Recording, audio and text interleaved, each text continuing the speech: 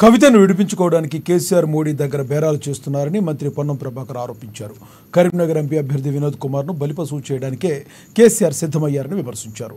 ఎన్నికల్లో కార్యకర్తలు కష్టపడితే కరీంనగర్ ఎంపీ పదవి కైవసం అవుతుందని, కష్టపడ్డ వారిని అధిష్టానం గుర్తించి నామినేటెడ్ పదవులు ఇస్తుందని పొన్నం ప్రభాకర్ స్పష్టం చేశారు.